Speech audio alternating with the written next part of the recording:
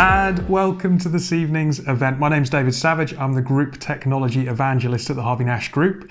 This series has been called In Conversation With, and tonight I am in conversation with Anthony Rose, the CEO of Seedlegals, founder and CEO, I should say, and also, according to Wired, the man who saved the BBC. So thank you for joining us, Anthony. Thank you for having me. Before we dive into Seedlegals and the interview itself, whilst this part of the evening is in a fairly traditional setup, Zoom, GoToWebinar, Teams, everyone's been used to this kind of thing for the last year. After half an hour, 40 minutes or so, we're going to be joined by Paul from V Together, who will explain how we can jump into a virtual networking session where you will find a world that is representative of the Harvey Nash Group and of the guests that we've had on this series over the last 4 weeks. So please do stick around for that. It's a bit different. You'll be able to walk up to people, virtually walk up to people and have a conversation with them. So it'd be great if you could join us for that afterwards. But look, let's dive into the conversation. Anthony, first of all, before we get into anything else, who are Seedlegals? So Seedlegals is a one-stop platform for doing a funding round, for giving share options to your team, for growing your team. So in the past, you used to go to a law firm. That's changed. There's now technology. Get on Seedlegals, design your round, send up your term sheet, close your round faster. And importantly, welcome to agile fundraising. So we've seen people always struggle to fill up the round. How do we find £500,000 of investment? But now you don't need to do that. You can raise before a round, do a round, top up a round. So welcome to the future of fundraising. And I suppose it's the perfect company for the last year. You were kind of digital first. You've been ready for what's happened over the course of this pandemic before it happened. Well, that's exactly it. So when the pandemic started, we, like every other company, wondered, would the floor fall out? Would business stop? Would no one be investing anymore? What would happen to our business? But it was clear, actually, after a short lull where everyone reassessed what would life be, the fastest and smartest founders who happened to be in the right space, edtech, medtech, were back fundraising, and the smartest investors who wanted to be part of the best rounds were back as well. And then, of course, we had a competitive advantage. You didn't need to visit a law firm. Everything's e-signed. Everything is, web chat. So I think the takeaway point is how, as a founder, you can always take advantage of, or try to take advantage of, whatever perturbations in the system arrive. So look, to be able to do that, you've got to have a certain amount of vision. And you've been at various companies, each at differing stages of technology adoption. How do you articulate that vision in a way that gets people excited about what you're doing? It's a really good point. And actually think about legal tech. Most legal tech companies are started by, I think, disaffected lawyers who don't want to do the same thing again and again. So they create propositions that are essentially for law firms. But I think the key to it, it's not about the tech that you're building, and founders are often obsessed about the tech. It's solving a problem that a user really has. So when I look at a website and the website explains we use blockchain and we do this and we do, none of that is solving my problem. And I must say, I realized that probably a little way into Seedlegals, where one day I woke up and realized that the website messaging was speaking about contract automation and document templating. But there are 0 people in the world who wake up and go, I'm looking for document automation. So we redid the site to say the fastest way to close your round. And I think this is really the problem with many startups, that the founders perceive the problem is building stuff, but really the problem is having people want what you've built. And whenever I see a pitch deck that explains all the things the company's building, the founders, I think, are thinking this is impressive to woo the investors. But I think it's actually the opposite. Your goal is to build the least amount of things to entice users to want and use and purchase your services. It's interesting that you're talking about what users want. We referenced the fact that you were kind of described as the man who saved the BBC. You were there instrumental in the iPlayer. Obviously, that's been proven to be something that customers want. Steve Jobs, as a founder, was someone who decided what people wanted before they even knew what they wanted. So how do you define success as a founder? Because it's quite a complicated thing, quite a lot of intangibles there to deal with. Well, one of the nice things about defining success is a bit like Russian history. You can revise it as you go along and change history. But I think for a founder, there's certain things that turn them on. For me, what I love doing is going from an idea to execution. It's that bit that really drives me, the people side, the money side. Others is less interesting. It's that creating something from nothing. But as a founder, that means you need to surround yourself with co-founders, team members that cover the other things. But for me, ultimately success, and I think the thing, once upon a time I was in music, then with the BBC it was video, broadcast, and then social, and now legal. They're all very different. But I think the key thing that I love doing is I love the drug of waking up in the morning and finding people using your product and being dependent on it. And I think that, to me, spurs me to spend insane amounts of time building something and creating and helping mentor a team that customer, solving their problems and being awesome is really key to everything we do. And that then means that no matter really what the space you're in, it's that coming up with something that people want that will help them, do whatever it is that they want to do more efficiently. Look, you've referenced there that you've worked in a number of different industries, broadcast to music, now legal. I was watching Margin Call the other day, and it's got this bizarre scene with Jeremy Irons looking out over New York and saying that as CEO, his job is literally to hear whether or not the music's playing. And at the minute, he's just heard that the music has stopped. And a lot of people worried that the music was going to stop and investment was going to dry up. And you've said that didn't happen. So why do you think that didn't happen? What did investors look for? What were they looking for to continue to invest in businesses as they did? So it's a fantastic question. I don't know the answer, but I look to perhaps what are the drivers? Why do investors invest? And once you see that, then I think it actually becomes clear. So firstly, there's no one class of investor. There are a range of investors. There are angel investors. Angel investors drive the vast amount of early stage UK fundraising. And angel investors are often investing, they want their SEIS. So regardless, they've got too much income for that tax year and they're looking for something to invest in before April the 5th, which is in a few days' time and is super busy at the moment. Others are on a mission. They want to change the world, and maybe this gives them new opportunities to change the world.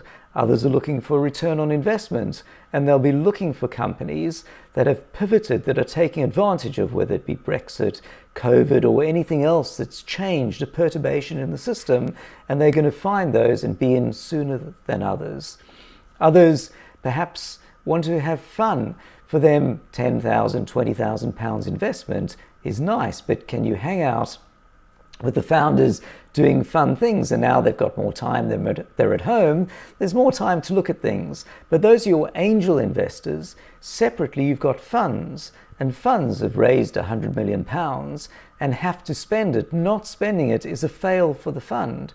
So for them, what they're going to look at is the people coming their way. They can be more picky than before, and they're going to pick businesses that are either fortunately in the right space or can present themselves or pivot to be in the right space.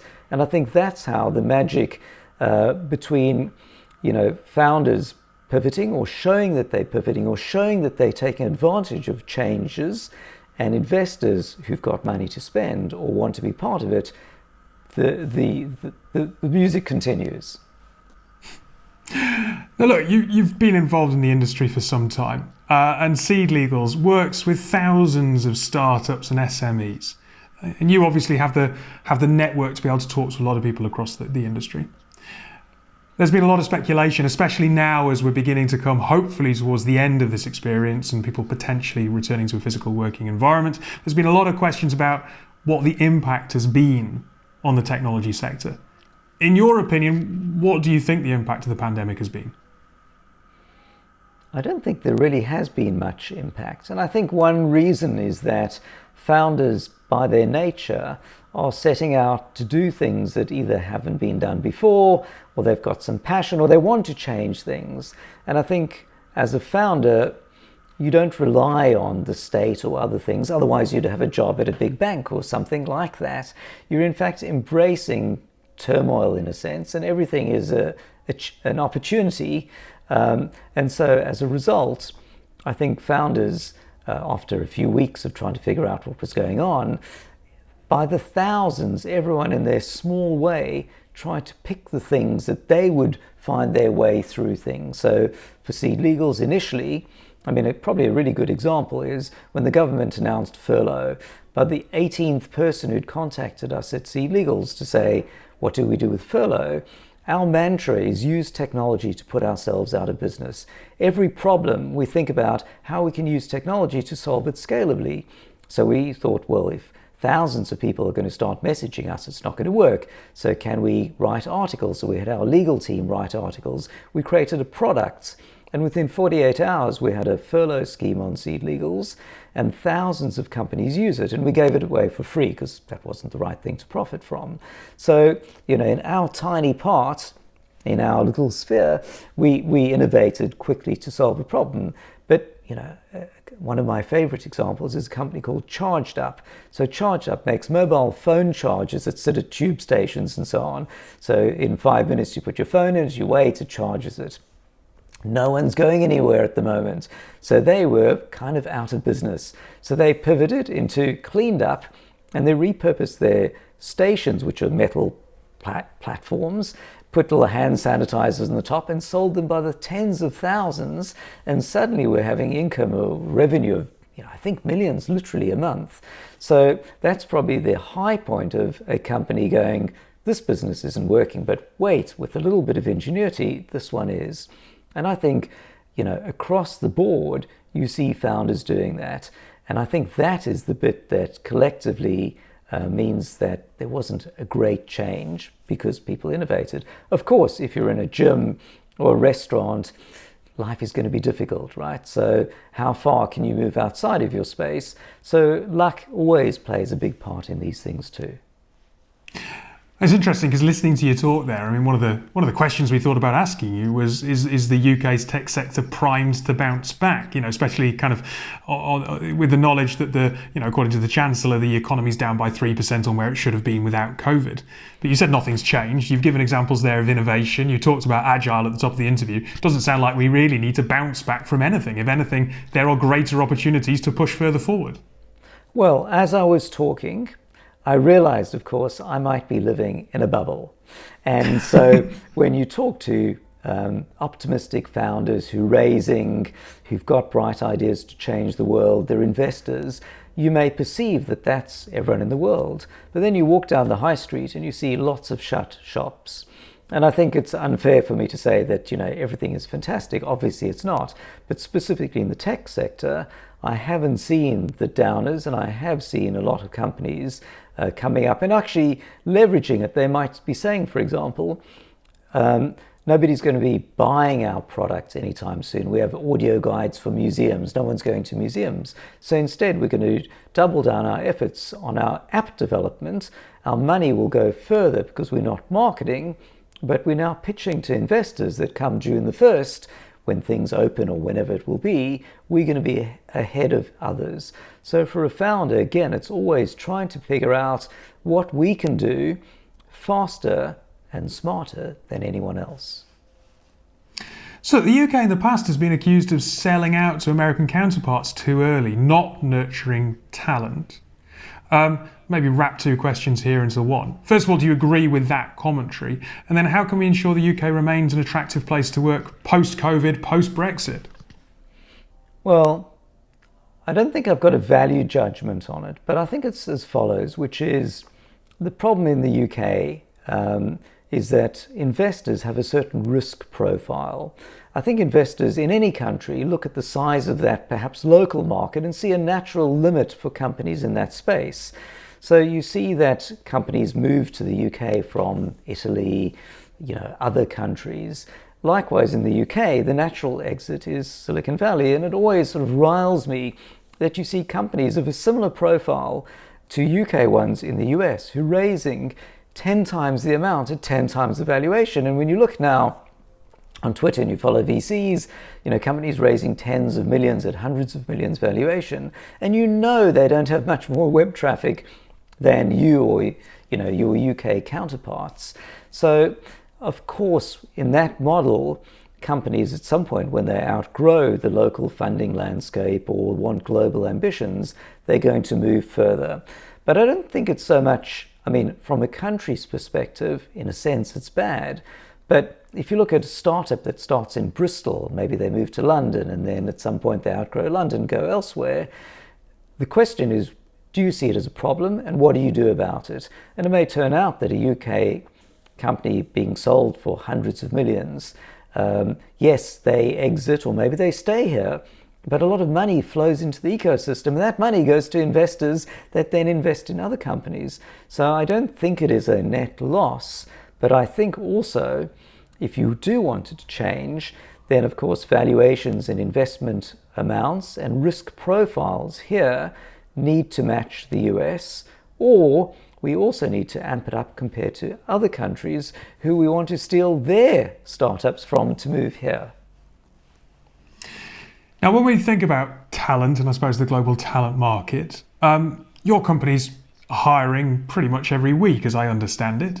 So what are the skills shortages that you're seeing in the industry right now? Yeah, so actually we had 4 new starters today, and we've been hiring a person. We've sort of doubled in size over the last year, and we now have more people than will fit in our office. So it certainly presents a problem for the going back to the office. But in terms of shortages, interestingly, our data on Seedlegals showed that perhaps around September last year, we saw a dip in salaries, as you might expect, but only for some sectors. So customer support, marketing and so on seemed to have a salary dip, but tech, design, product had salary increases. So this seems to confirm that companies were doubling down on core development, optimistic for the future when they would open their doors and be back for business, and cutting back on things where obviously there weren't people buying right now. So I think there was a period when tech was much more available, tech hires were much more available. They're always the most difficult people to find.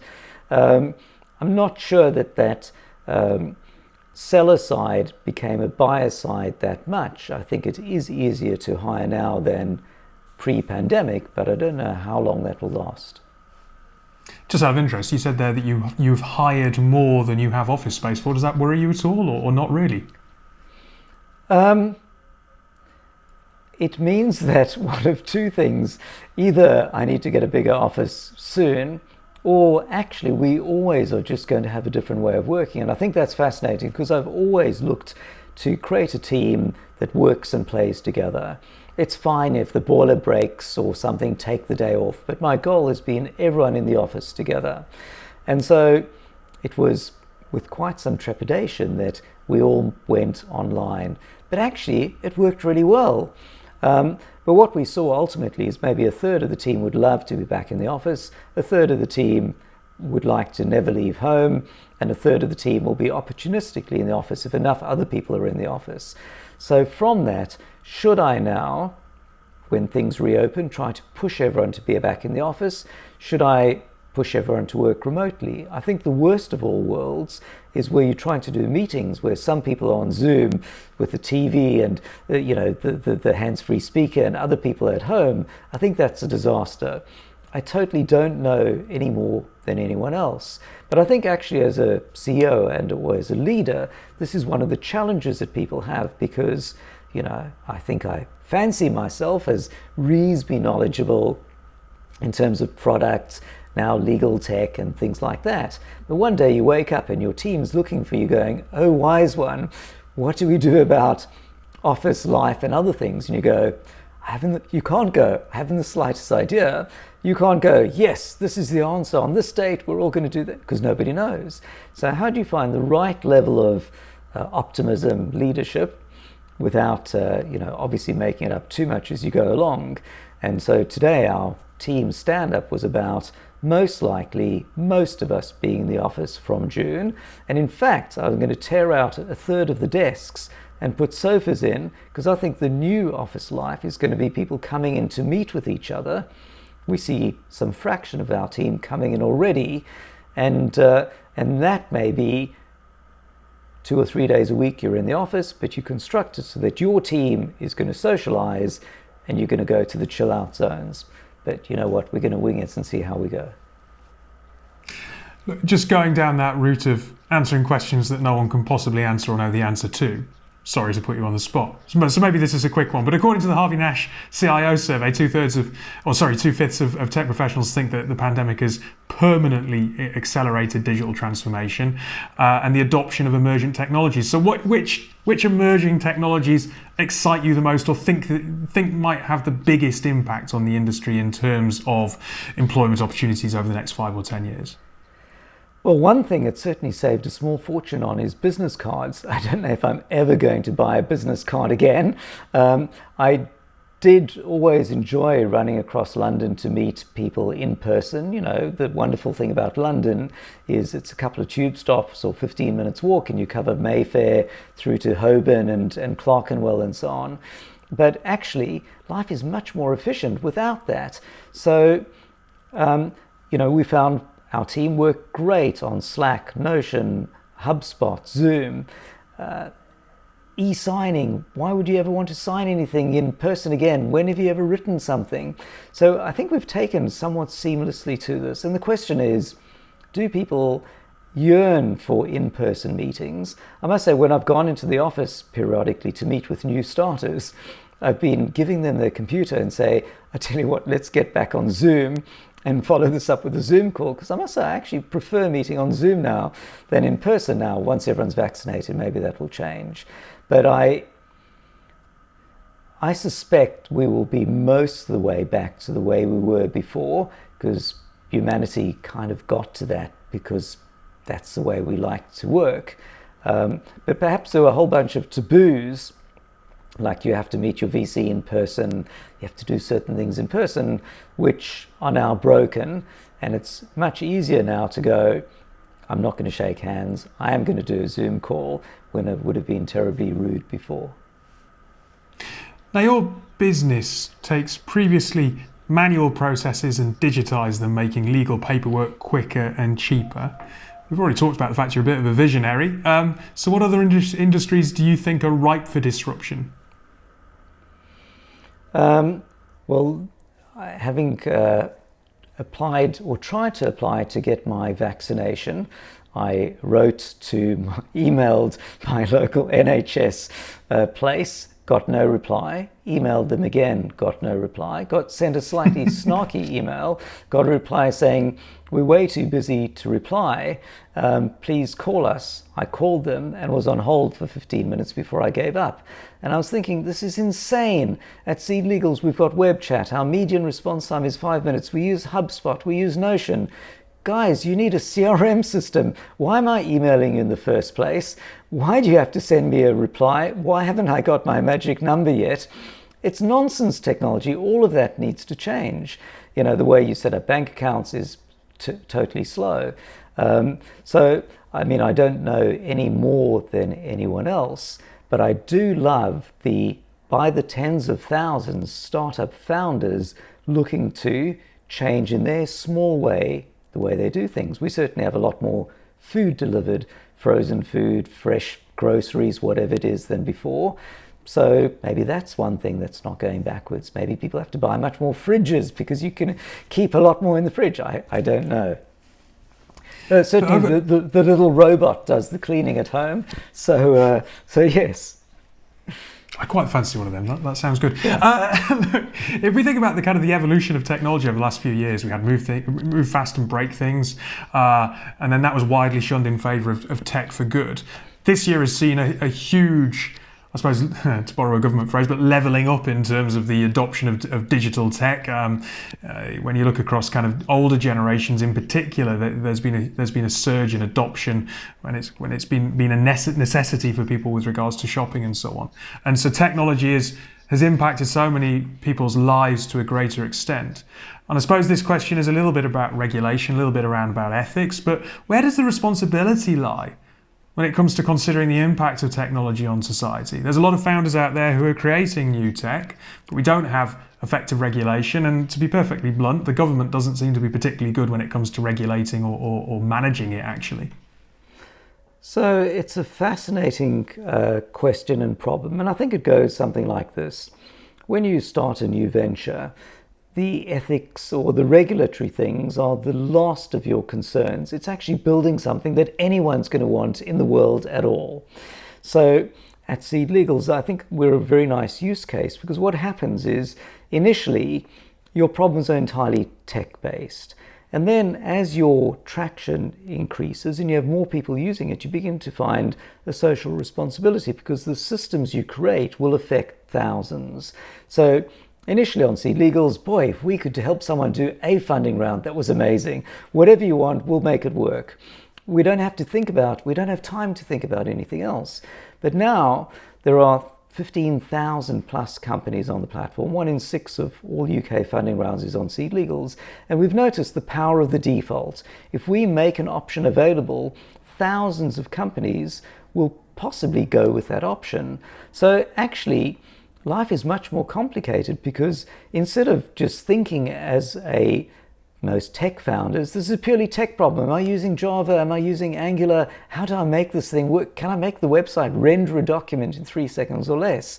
My conversation today was actually about the team wanting to put an option in to allow a company to extend the probation period of its employee at the company's behest. But by doing that, tens of thousands, if not hundreds of thousands of people will have employment contracts created with this as a company option. So I feel that in fact, suddenly you've now got this sort of social responsibility, and it feels wrong. I wouldn't do that to my employees, so I don't think we should offer it to others. So in a sort of rare case, I said to our team, I don't think we should offer this. And I felt that I was suddenly thrust into the moral dimension, to quote, yes, Prime Minister, and maybe when you see the Facebooks and the Googles and so on, I think the problem is any large company is inevitably thrown into that space for founders who often are totally unprepared and often of the wrong temperament for it.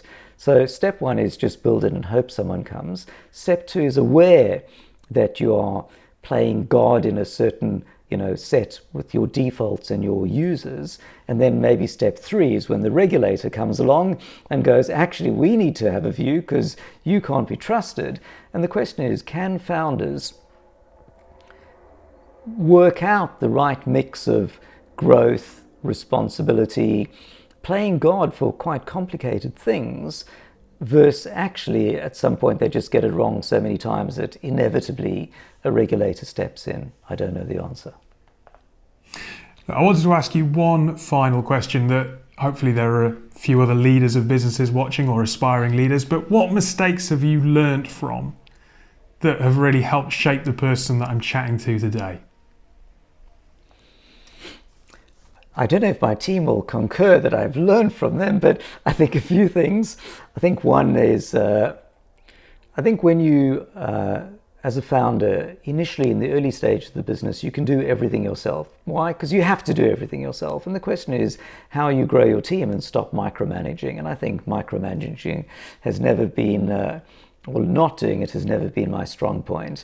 So how do you grow the team? Even though you can do something yourself better than somebody else, how do you not do it and mentor them to do it in your stead? Otherwise it will never scale. How do you get past different stages of company growth? So I think what happens is you build an initial fabulous team of 6 or 10 people, and you go, maybe like parents who've got a child of like 2 years old, they go, this is perfect. Can we just freeze it right there? But of course you can't change the world if you want to grow larger without growing larger. So then you get to like 30 people and you go, that's amazing. I remember everyone's name. Can we just freeze it there? But no, if you want to change the world, you have to keep going. And how do you reinvent yourself? And ultimately, maybe the key thing for a founder is the things you need to do as a founder when you're a 5-person company is different to 50 and it's different to 500. And actually for me, that's also going to be a journey, because if I like to build stuff and I like to design stuff and I like to ship stuff, is that what a founder of a 500-person company is doing? And then the problem is either I have to go off and keep doing new, smaller startups and exit, or I need to learn how to reinvent myself. But it's not just the founders, it's in fact the CTOs, the CLOs, everyone in the team needs to reinvent themselves if they're an early joiner if they still want to be there later. And as I say to the team, if you want your effect on the world to be profound, then it has to be part of a larger company, and then you don't have an option. You have to reinvent yourself to work within that larger structure, even though it may not have appealed to you once upon a time. Look, Anthony, I want to thank you for taking half an hour out at the end of this beautifully sunny day, when restrictions are beginning to be lifted slightly, to chat to me. Hopefully you will now join us as we jump into this virtual world. Just to explain to everyone watching, so Paul's going to join us from V Together and explain how this is going to happen. But if we were sitting in an auditorium watching a panel event, this is now the bit where we walk out and go into the bar. This rather boringly is alcohol free, but hopefully it's going to be quite an informal session where you can actually wander around and go up to someone you haven't met and talk to them in a way that you probably haven't done in months. So, Anthony, thanks for your time. Hopefully you can join us. Paul, you will now explain what's going to happen, and hopefully if everyone checks their chat, they will also get the link to see how this happens next as well.